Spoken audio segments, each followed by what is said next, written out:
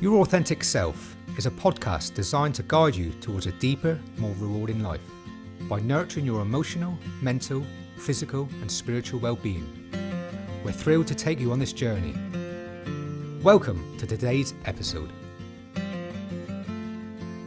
Hello, so welcome to the latest episode of the Your Authentic Self podcast. And today we have joining us Nikki Harris. So far it's been Lee and myself talking, and today we've invited in a guest. So Nikki Harris, I'm going to have to just refer to my notes to get your title right, Nikki. You're a nutritional therapist specialising in women's hormonal imbalances, perimenopause, menopause and gut health. That's a mouthful. Did I get it right? Yes, you did. Yeah. Good. Yeah, that's fine. Yeah, absolutely fine. Good, yeah. And can I just ask, here you are specialising in women's hormones and stuff, and you're here on a podcast talking to two guys. Is that a bit weird, or are you okay with that? No, actually, I think it's great. I think it's like we were, sort of saying, I think it's great to have inclusivity. Most women, not all, but many women are partnered with men or live with men or have men in their life. I think it's important that we work together as a team and not sort of like, oh, well, you're a woman, you've got those problems and I'm a bloke and I'll just sit and, that we work together. I think, I have been doing a lot of corporate talks over the last couple of years. And, I do include in my slides, include about men and how they can help support women, especially through the transition of menopause, because women can sail through lovely and have no symptoms, but other women really do have a real plethora of symptoms. And for the man, the partner, the friend, the husband or whatever is sort of thinking, oh my God, I don't quite know how to deal with this. So it can be a really turbulent time. And I think sometimes men often feel like a bit of a spare part, or they feel like they're walking on eggshells because they don't know what to say because someone's having a hot flush, someone's feeling quite rageful or moody. It's like, so I think it's great that men are getting on board and joining in. And I think it is certainly being talked about more, and I think it's great. So yeah. Okay. So it doesn't feel too uncomfortable, and you're no, not at all. Okay. No, I'm quite comfortable. It's fine. Good. I was at a meeting not long ago where a lady was kind of hosting like an hour's talk on the menopause, just to kind of help people, raise awareness of it and what might help and what might, be difficult. And there was a man in that meeting who said, do you think men should come to this? And the lady said, I think you should. It could save your life. And I just thought that was quite a humorous way of, okay, so obviously it's women that are going to, experience the menopause in a big way, but men need to know as well, because yes, like you say, it'll be their partners, their wives, their sisters, their colleagues, friends, exactly. It kind of affects both genders really, doesn't it? And anything in between. It does. Absolutely. So can you tell us a bit about yourself then, Nikki? So what is it you do? How did you get into it? Yeah, so as I've been introduced, so thank you, Mark. I'm Nikki Harris, and it's Women's Hormone Health is the name of my business. So yes, I do predominantly help women with hormonal changes, whether that's women who are still in their menstruating years or women who are experiencing perimenopause, moving into menopause, and also gut health. So my journey into nutrition started in my late teens, early 20s. So I had really bad jawline acne around my jawline, which was acne is also a hormonal imbalance. So the doctor put me on antibiotics for about 18 months. And the antibiotics stripped my gut of all bacteria, good and sort of, bad, if you like. And that is when I started to get symptom bloating. I wasn't able to eat bread. I would just balloon. My stomach would be rock hard. I would be constipated, be in pain. It really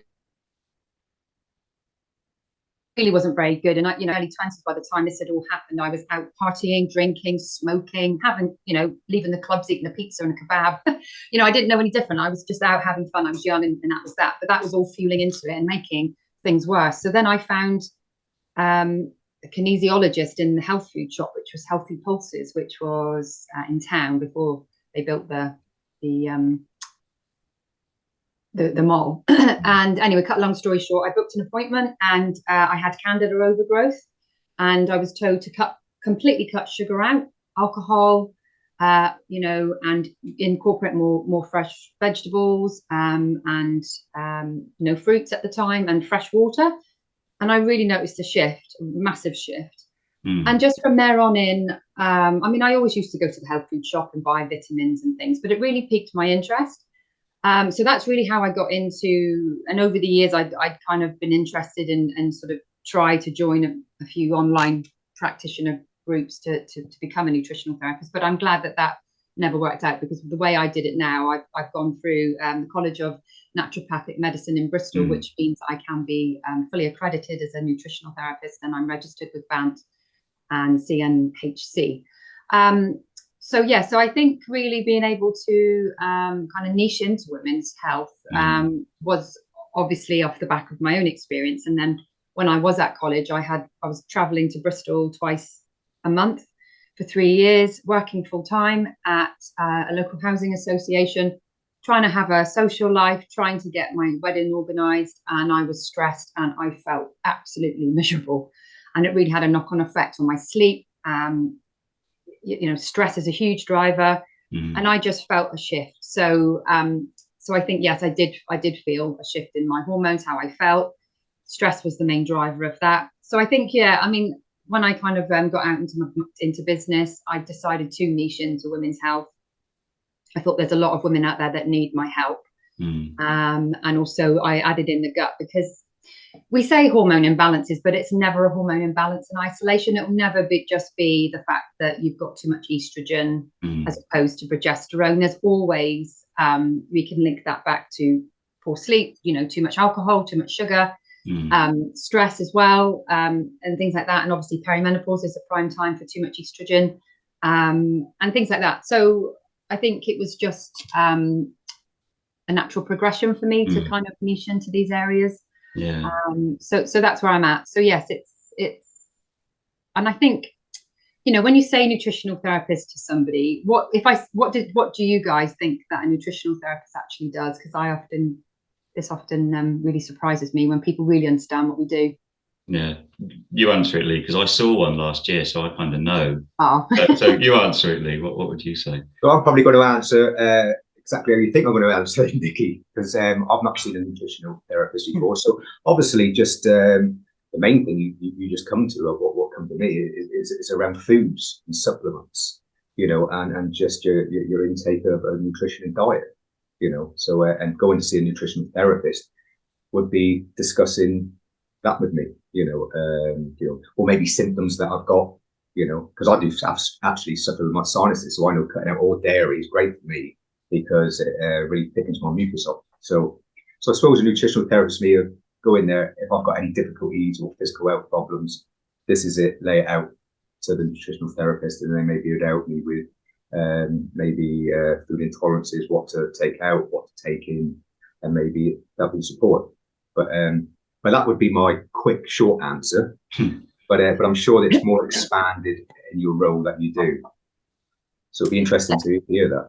Yeah, I think nutritional therapists. So yes, it is very much food first. So I think the beauty or the power of food is really phenomenal. I think if you've got, by the time women do actually come around to seeing a nutritional therapist, I feel that they've been all around the block looking for answers. They've been to the GP. They've maybe tried acupuncture or other different modalities.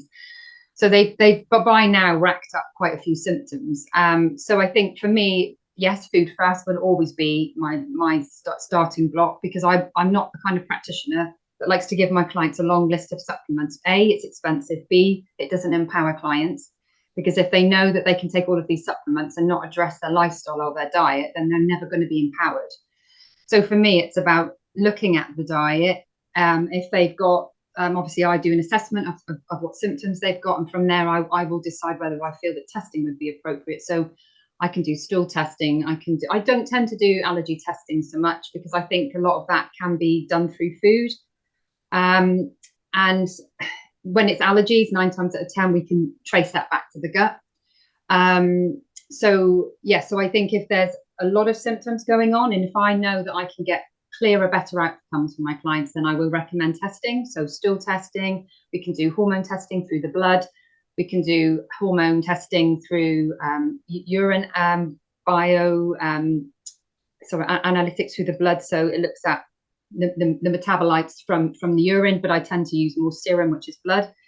We can do adrenal testing. There's thyroid testing. We can look at all of the blood markers, iron, liver enzymes, even looking at the immune system, because a lot of allergies are either kind of like an immune response, Th1 to Th2, which I won't go into because it's a bit scientific, but it's how that branch of your immune system is actually working. So that can also tell us quite a lot about people. So there are a huge array of testing that can be done, and that is not everybody wants to test, or maybe they don't want to because it's out of their budget, or I feel that maybe we can just get really good results through food. So yes, it is predominantly food.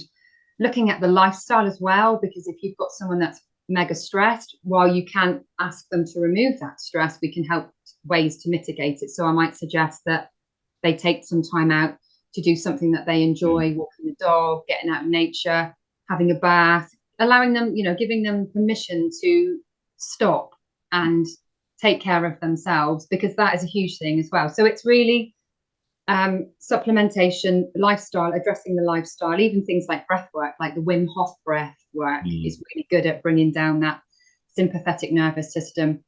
We can do that through our breath. We don't need to take things like ashwagandha or rhodiola rose or, all the different supplements that you can take. We can do that through breath work, which is free, and we can do it really quickly. Looking at the supplementation, as I said, probably really don't like to over supplement my clients. It's then working in a very bespoke way. So it's not one size fits all.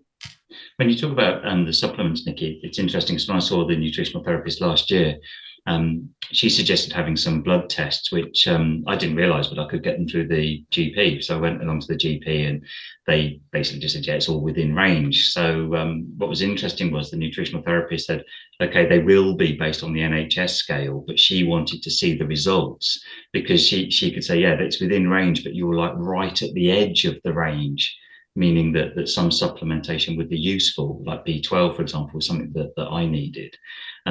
But I just make that point because people may not be aware that they can get these tests on the NHS. So my nutritional advisor made a referral to the GP surgery and said, that she'd like her client to have these tests, and they did it. And but I think that the point to make is that then the test results need to be analysed by the nutritional therapist rather than by the doctor. Yeah, that's true. You agree with that?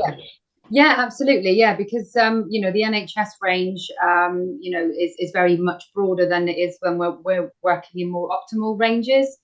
So say if there is a beat, so say fatigue and tiredness and things like that could be potentially iron. So we'd need to look at a full iron panel, not just look at ferritin. Looking at B12, looking at folate, all of those different things. So, I mean, some I'm not sure the GP would necessarily do a folate test, but they may very well test the B12 and iron, do an iron panel. But yes, I think that if you can get some of the tests done, or even just like a full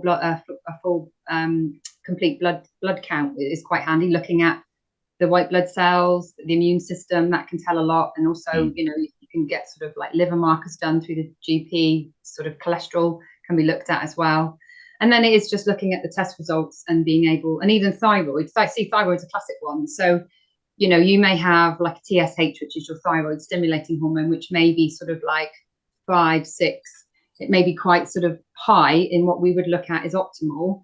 But it's not until it kind of reaches up to sort of 8, 9, 10 that the GP will actually look at it and think, well, do you need to take levothyroxine? At that point, there is far more going on in the body that needs to be addressed much sooner. So I think working with a nutritional therapist can uncover some of these things. And more holistic as well. Would you say, Nikki, more holistic? Because it sounds like a downer on the NHS, which I haven't. But I think sometimes the medical route just says, okay, what's your symptoms, so that I can diagnose, so that I can prescribe something.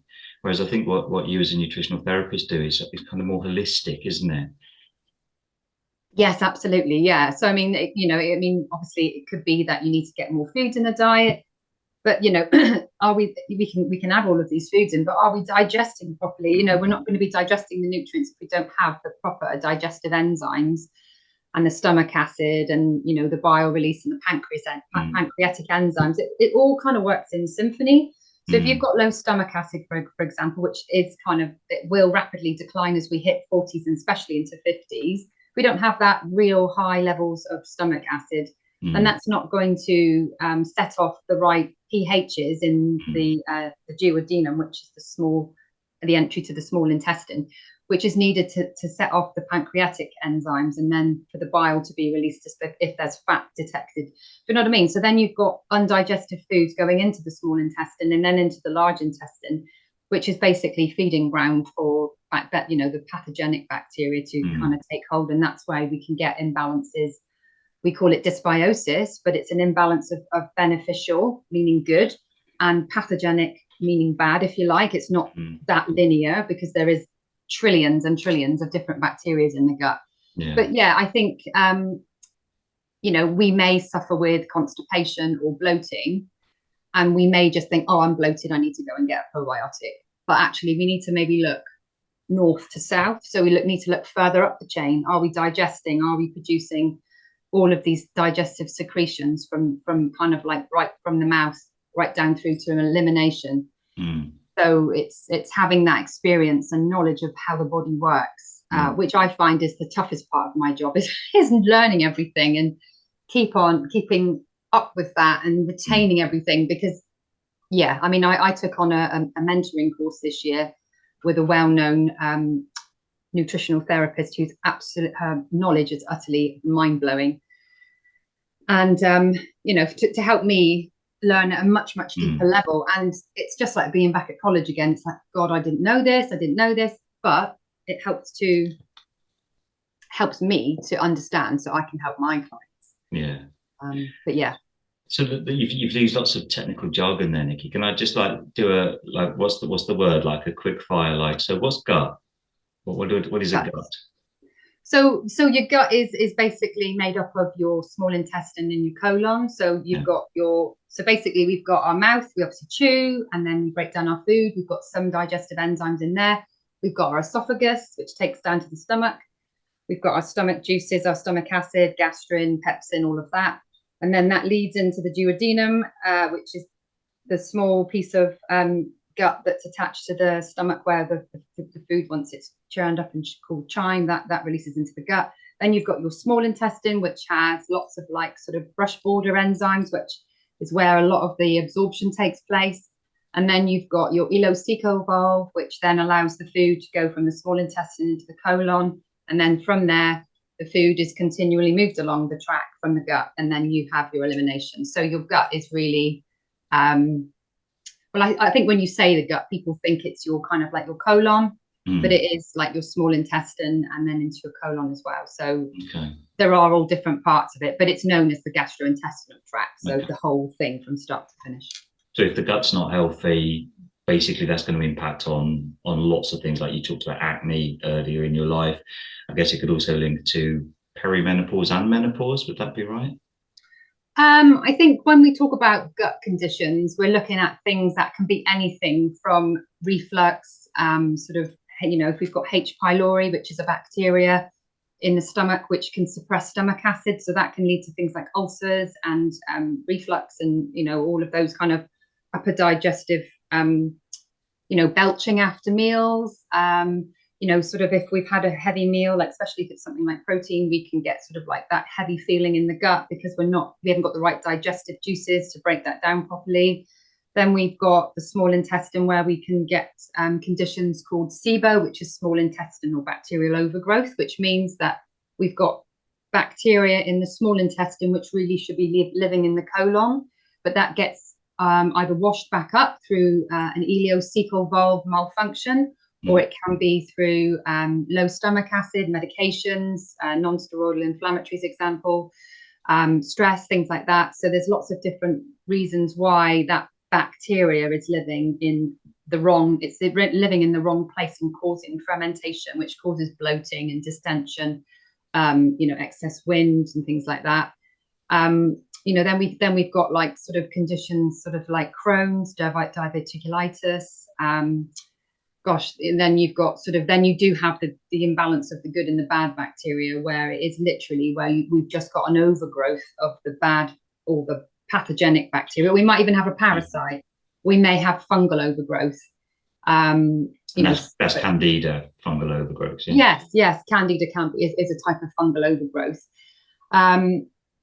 So I think it's all different sort of parts of the digestive system, whereas if they're not working, then they can cause problems at any stage of that, even with constipation and diarrhea. Diarrhea could be, you may very well have a parasite, or it might be that you're producing too many hydrogen producing bacteria. And so without getting too scientific, but there are different elements to the gut that can be explored through nutritional therapy that can bring really great results. Okay. There's a lot of conditions there, Nikki. So how may nutrition help with some of these conditions? So I think really the main drivers in some of these things is stress. Stress will when we're stressed, we shut down our digestion and our reproductive system, because obviously we need to run away from danger. We don't need to be worrying about reproducing children or digesting food.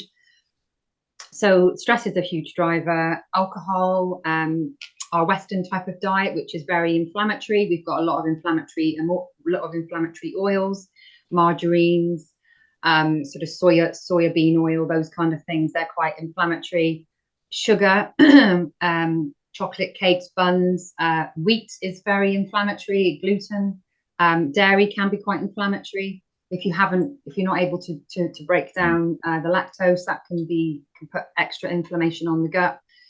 It can actually drive some of the hormonal symptoms as well, dairy, because of the hormones present. And also it's the A1 casein in the milk that is quite inflammatory, that can aggravate some hormonal issues. So I think, going back to your initial question, can nutrition help? Yes, it can, because we can absolutely look at the diet, especially if you've got someone that's got a really poor diet. They're stressed, they're drinking a lot of alcohol, they're eating a lot of inflammatory foods, like they're having a lot of sugar, they're not having any vegetables, they're not having any fiber, which helps to keep the elimination tract open. It helps to produce short chain fatty acids in the gut, which are things like butyrate and other markers which help to bring down. So the short chain fatty acids bring down almost like an anti-inflammatory effect on the gut, and that can be produced by eating fiber, because basically they munch on it and they produce those anti-inflammatory markers. So if you've got somebody that's got an inflammatory bowel disease, something like diverticulitis or something, then take that for example, then you can very much have a look at the diet, through the diet alone, and bring some of that inflammation down. And then, that will really start to give the client some relief in terms of symptoms. Because we're adding foods in that the body actually needs. The body doesn't need excess sugar. The body doesn't need that alcohol. It needs, a wide range of different colored fruits and vegetables, because of the diversity that it feeds the gut bacteria. So just through diet alone, you can get some great results. But if you're looking at a stool test, then you've got a whole nother level of looking at exactly what species are in the gut and where the overgrowths are and where the problem markers are. A lot can be done through just food alone, especially I like it when clients come to me and their diet's quite poor, because it gives me a lot of wiggle room. So Nikki, there's a lot can be done now. It's clear there's so much in this. I'm getting the sense almost like the gut it's like a very fine chemical balance between everything that's needed in order for there to be like good gut health. So I was thinking, if I was a woman who might be wondering, might I be perimenopausal or menopausal? What does that mean? What might I be experiencing if I might be perimenopausal or menopausal? What might be going on for me that could alert me to there might be something happening? So perimenopause is the years leading up to menopause. So that's when generally, it'll be around you as you hit your 40s, and you might start to experience some symptoms. Poor sleep, you might start to feel a bit more anxious. You might sort of, I mean, for me, sleep was a big one. I wasn't sleeping terribly well. So yeah, sleep's a big one. Because what happens as we move into perimenopause is basically the body's recalibrating itself. It's making those changes, and those are then seen in symptoms that we can experience. So it all depends on the individual, really. Okay. As I say, common symptoms are women can start to feel a bit more weight gain, especially around the kind of like the midsection, poor sleep, irritability, heavier periods, mood swings, maybe some hot flushes as they move further into their 40s. So what's happening is so especially at the very beginning of perimenopause, what happens first is that progesterone, so you've got estrogen, which is more of an excitatory hormone, and then you've got progesterone, which is more of like a zen-like hormone. So that helps you to sleep, it helps you to feel calm. It's also a diuretic as well. So when we starting to move into those years of perimenopause, then the progesterone falls off the cliff much faster than estrogen. So you've got these two hormones that are very cyclical throughout the woman's menstrual cycle, but progesterone is falling out of the picture much faster than estrogen. So we start to then lose that ability to feel calmer because of what it does to our receptors in our brain, the GABA receptors, which are very calming and very zen-like. So we start to experience less improved, restorative sleep. We start to feel more anxious. We might sort of have, we might start feeling more irritable because we don't have that calming hormone to kind of buffer the estrogen. So then as we move further into our 40s, estrogen can be at its most highest. Pregnancy is the time when estrogen is very high. But as we move towards our late 40s and early 50s, before we actually go into menopause, estrogen can be extremely high, and that can lead to increased anxiety, irritability, rage, heavy periods, swollen breasts, sore breasts, sort of weight gain that seems quite stubborn to shift, and heavy bleeding. And then as we move into the years where we start to move into more, as we move closer into menopause, our periods become very irregular. So we might have, where a woman in a natural cycle would be having a bleed every 28 days thereabouts, you might find women will go a month or two and not have a period, and then she might go 6 months with no period, and then one might come back. So it's very erratic. And I would say that perimenopause is the worst time for symptoms to be at their worst, if they are going to be. Perimenopause is more of a calmer place to be. So yeah, I think a lot of women are reaching out to their GPs asking for HRT in the form of estrogen. But do we really need to be giving them estrogen when their estrogen's too high? We need to be looking at progesterone, really. So yeah, Can you get? Sorry to interrupt. Can you get? I can't say it. What's the progesterone? Progesterone. Can you get that from diet then? Certain foods. I mean, I don't know off the top of my head which foods contain it. I know there are certain supplements that can help to produce progesterone, but I think to get any, if you are somebody that's really suffering, then you probably do need to be looking at HRT. Looking at I think sometimes what they'll do is the GP will give them HRT. Generally it's in the form of a gel or a patch, and then oftentimes they'll fit the Mirena coil, but the Mirena coil has a progestin, not progesterone. It's not bioidentical progesterone, it's progestogen, which is similar in structure, but it can also lead to weight gain and also anxiety. So I think women probably might be better off speaking to their doctors about eutogesterone, which is bioidentical, which is a micronized progesterone. That might be useful. I'm not a GP. I have knowledge around these hormones, but obviously speaking to a GP or a private doctor would be the best bet. Okay. So It was interesting to Yeah, me that a lot of the symptoms that I think kind of like are stereotypically linked to the menopause actually seem to be linked more to the perimenopause stage, just in hearing you describe it there. So it might be that people are in perimenopause, but because they've heard of these symptoms being more aligned with menopause, they might kind of be mislabeling the stage they're at in their journey. yeah. I mean, perimenopause is when you're still having some form of monthly bleed. When you are in menopause, you've not had a bleed or a period for more than 12 consecutive months. Right. So if you've gone a whole year without having a period, that is you in menopause. Anything after that is postmenopause. Okay. The signs of low estrogen are the classic hot flushes, and HRT is really helpful with that. But then again, hot flushes can be exacerbated by stress, by caffeine, by alcohol. I know from experience of talking to a lot of my clients that their hot flushes are 10 times worse when alcohol's in the picture. Right, I didn't know that. Hot drinks, spicy foods, they can all, and even skipping meals. When our blood sugar levels kind of drop, that can also bring on what can feel like a hot flush. If we're stressed as well, that can mimic a hot flush, or it can make hot flushes worse. So definitely, as we move into menopause, we're getting things like hot flushes show up. We're getting vaginal atrophy, which is where the vagina starts to basically shrink away. The lining of the vagina becomes much thinner. There isn't the lubrication there. So if you're still sexually active, you need to be using like a pessary or having an estradiol pessary, which localizes estrogen into the vagina. And yes, and also weight gain is a big one, especially because we become more apple shaped because of the natural changes in the body and the drop of, with estrogen and progesterone is not produced by the ovaries anymore.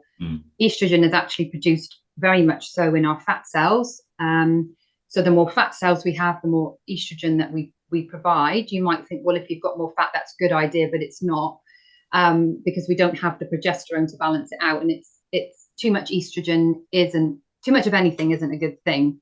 Too much estrogen can lead to, it puts you at a higher risk for things like breast cancer. It does drive that weight gain. So yeah, then also as we age, we've got that sort of, we become more inflamed naturally. We just naturally become more inflamed as we age. So we then become more prone to insulin resistance, which is pre-diabetes for easier of understanding what that means. The brain, isn't so quick to switch between fat burning and glucose burning, so that metabolic flexibility becomes an issue. So a lot of my clients, when I see their diets, a lot of people eat way too many carbohydrates. They don't get enough good fats in their diet, and they don't have anywhere enough protein. So the more protein we have, the more muscles we have. The more muscles we have, the more energy mitochondria we have in our cells that helps us to have more energy. Muscle wasting, which is known as sarcopenia, is very common as we age. And we need to keep our muscle mass. We need to be producing good quality muscle as well, because the less muscle mass we have, then the more fat we can produce. So it's getting that ratio right. There is so much involved in weight gain as we age, and it's very much insulin resistant, inflammation, and lack of lean muscle mass. So it isn't quite so easy to lose weight as we age. No, it sounds to me that, because obviously this is a natural process, isn't it? The body is designed to go through this process, and it seems incredibly like painful and difficult for something that's so like organic. I don't know if that makes sense. Yeah, I mean, I think, yes, it is a natural progression. We can't avoid perimenopause or the menopause. Even for women that have had a surgical menopause where they've had surgery, at some stage in our life, we are going to hit menopause if we live to that kind of age. And I do honestly, truly believe that we have a smoother ride into this transition in life when we look after ourselves, when we take care of what we're eating, when we look at our lifestyle, when we're not spinning too many plates, because we need to give our body the best support and the best chance to go through these changes.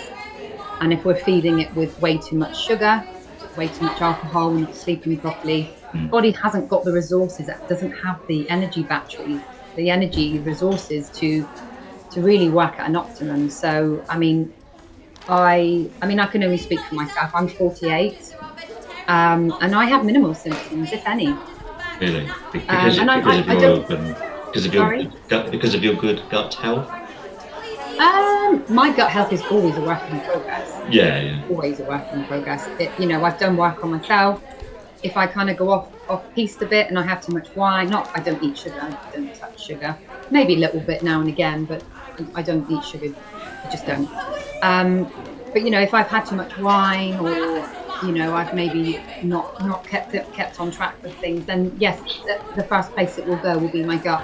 Then I just need to rein things back a bit. I add in some supplementation.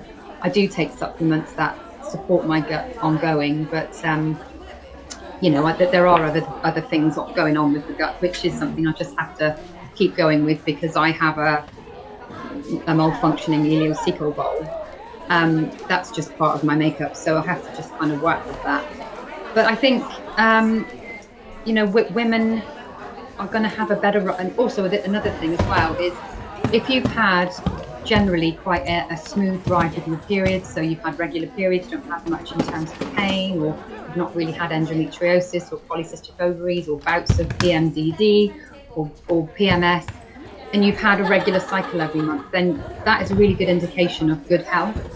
So if you've had quite a smooth running ride with your periods, you'll smoothly run into your menopause. And as I said, for me personally, I've never really had any problems in that area.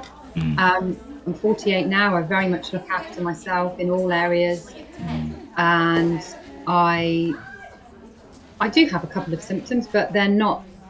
They don't bother me. They don't hold my life up. I don't need to go to the doctor and ask for HRT. But that's just me, and I'm not saying that to be like, look at me, I'm a nutritional therapist and I'm symptom free. That's not what I'm saying. I'm just trying to say to people, look, I'm not perfect, and I don't ever claim to be, but I think that I'm a good role model and a good advocate for what I do, because I do take care of myself. I do look after myself. Well, certainly for you, it sounds like it's made the journey easier, doesn't it? So. Yes, I'm 48. When I kind of hit 50, 51, 52, that might be a very different story. Yeah. But up until now, touch wood, things have been very minimal. Good. Lee, you're very quiet. Are you okay there? Yeah, I'm okay. I'm just taking Because I know you've been talking to some ladies of a certain age. I wonder if there's anything you wanted to ask based on what you've been talking about. Well, it's all interesting to me, because even stuck around that we're talking about women's health and hormonal health, but then I was even thinking even from a man's perspective in for themselves, and looking at their stools or their gut health and what they can do. I'm even interested in even myself, because I'll try and look after my nutritional health. And as I said, I've already said that I don't drink too much dairy, because I know I get sinus problems with mucus. But it made me think then, Nikki, when you're saying is I took or dairy or milk, so I went to soya, and now I'm thinking, I wonder if the soya, I heard you say that soya thing is not good for inflammation. Is that right? And I think, well maybe I should. So the soybean oil, it's like right. some of these oils, like soybean oil, and some of the vegetable oils, and they can be very high in omega-6, which if we've got too much omega-6, it can be quite inflammatory. So things like margarine, that's quite inflammatory. So if you're going to be choosing oils, I would go for things like avocado oil, coconut oil, olive oil, extra virgin olive oil. Those are the oils I would be looking at to use. So avocado oil has got a really good high cooking point. So if you want to be stir frying or cooking at a high heat, avocado oil is great. Never cook with extra virgin olive oil. That's purely for dressings. Don't ever cook with flaxseed oil. That's purely for dressings and taking off the spoon. Same with omega-3s. Olive oil is not too bad for general cooking. And yeah, I use butter and lard. I cook my roast potatoes in duck fat, but it's everything in moderation. Soya milk is okay.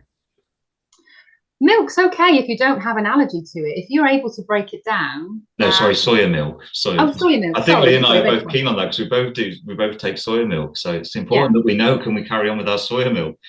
Soya milk is, I would say that if you're going to use soya milk, then I would definitely be looking at something.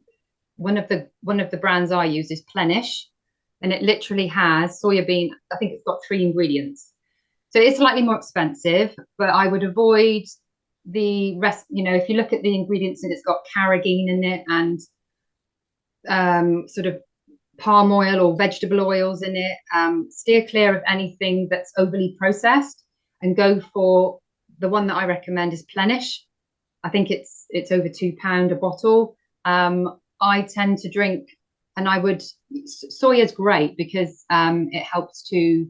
Soya is very adaptogenic. So if you have soya in the form of tempeh, which you can buy in the supermarket, which is fermented soya beans, it's quite nutty and firmer than tofu, tastes nicer than tofu.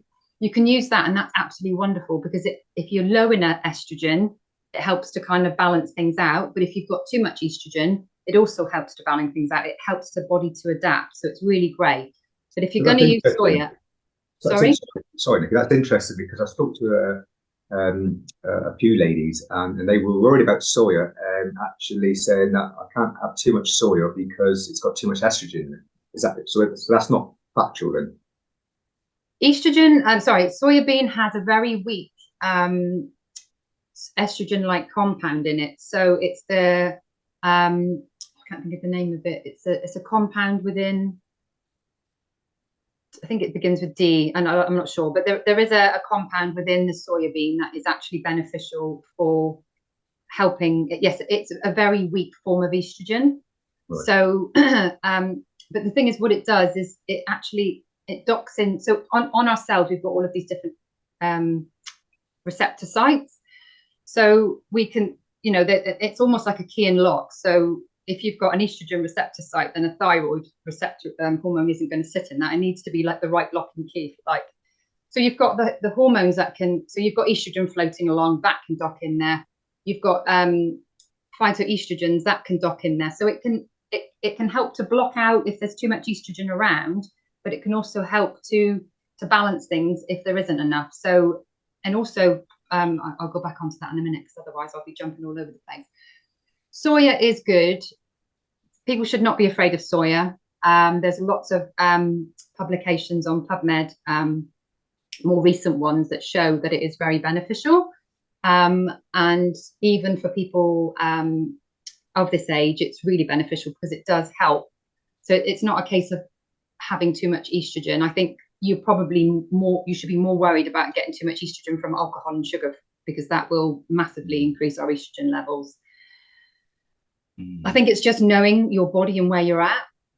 So going back to soy, yes, I would recommend soya bean. I think it's just keeping away from the overly processed soya. So like the processed burgers, the processed sausages, and just having soya in its natural form. So that would be like the organic tempeh, which you can buy in the supermarket.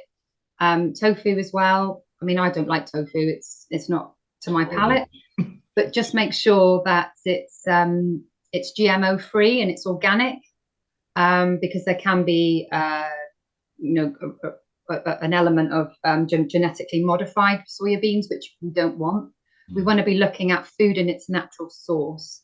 So avoiding these milks that have got 101 got sugar in it, all of these oils, and going for the more which is what it is, a plant-based milk, which just has maybe just water and the soya bean oil, or the soya bean in it rather, and just having those. So yes, I think that would be a tip for all foods, though, wouldn't it? To kind of just take it in its purest form, whatever it is, whether it's soy milk or anything. The less processed that something is, the better it is for us, isn't it?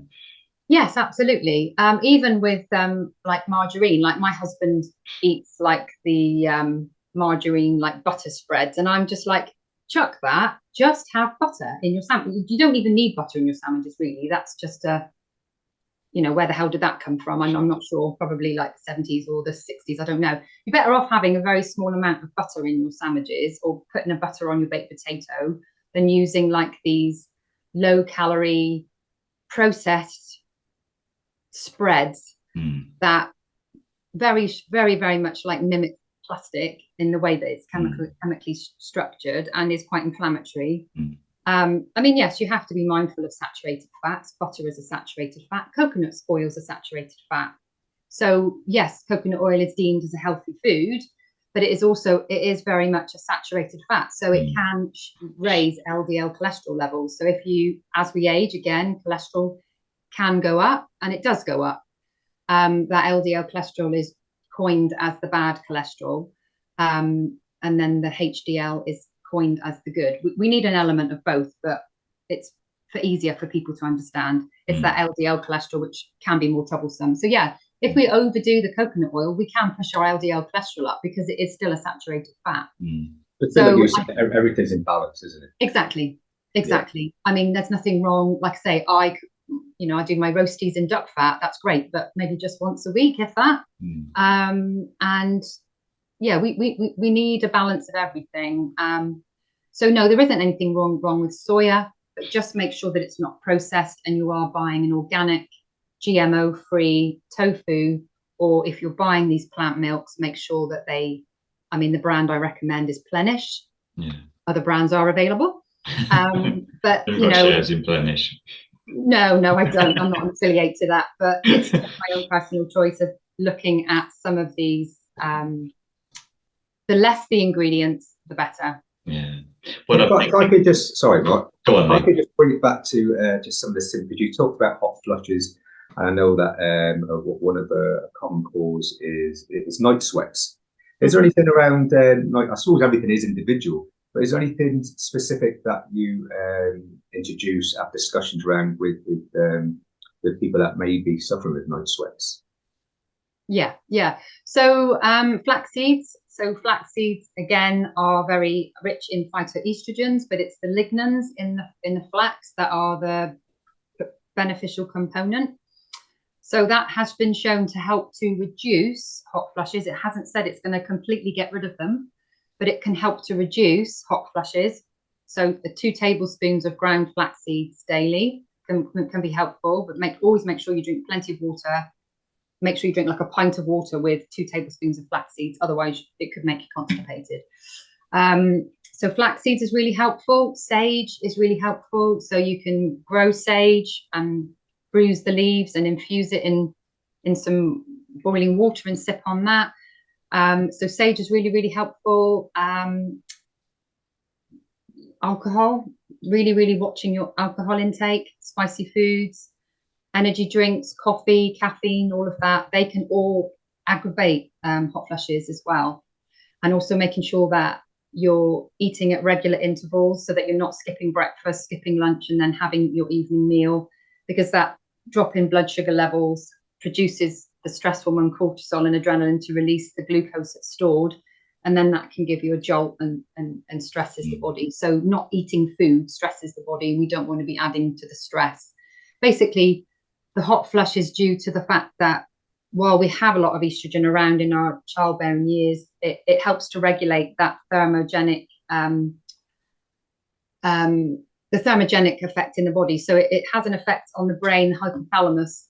So the body just comes a little bit confused, and it's almost like that thermostat goes a little bit awry because it doesn't have the estrogen to protect it. So almost like estrogen keeps a rein on the body's thermostat. And as it drops, you know, it's not really doing its thing properly. So we can have those hot flushes because there isn't enough estrogen around to control that thermostat from the hypothalamus, because all of our hormones are done through feedback loops. So it's the hypothalamus talks to the pituitary gland, and then that talks to the specific gland in the body. So it's all done through negative and positive feedback loops. So it's just really the body's recalibrating really, and along the way we experience these symptoms. But just listening to all this, Nikki, I'm just thinking right now, like, are we with our kind of modern Western lifestyles And I'm thinking for men and women, because I think testosterone levels are kind of really dodgy at the moment as well, aren't they? And I'm just thinking, do we make it harder on ourselves with our Western stressed, alcohol-full, rubbish diet way of living? You know, would this transition through our life, you know, in the different life stages, would it perhaps be easier if we just, like our ancestors would have done, just drank water and ate berries and the occasional bit of meat? You know, would it be better, do you think? Yeah, I mean, I think so. I mean, like I said just a second ago, it is about you know, eating food in its natural form. There isn't any quick fix. There isn't any way you can sex this up. It is just eating food in its natural form. Yeah. And you know, again, it's a sweeping statement, and it doesn't mean this is everybody, but I think a lot of the way that we live now, we've got jobs, we've got children, we've got grandchildren, we've got elderly parents, we've got our own problems. Well, not, you know, we do have things. We might have, yeah.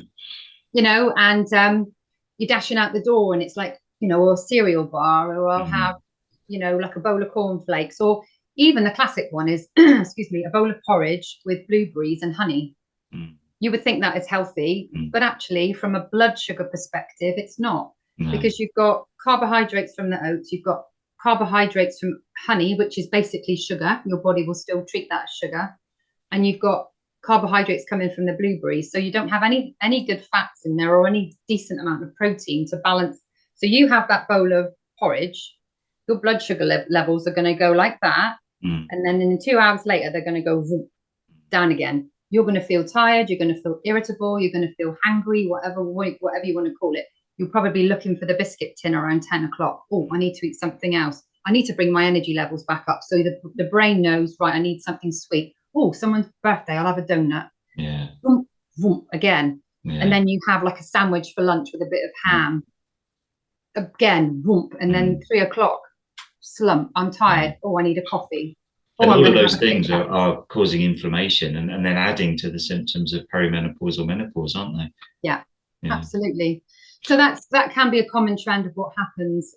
So I think, yes, it is about 80 to 90% of the time, if we eat food in its natural form, if we can, where we can, and where budget allows, buy organic meats as well, and things like that, if we can.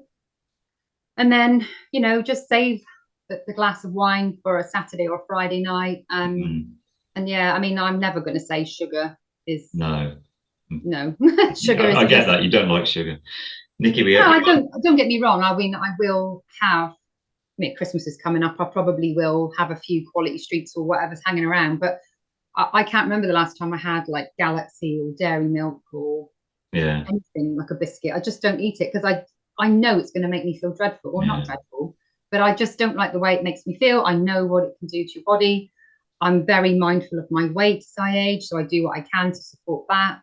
So yeah, I think like all of these things taken into consideration for me.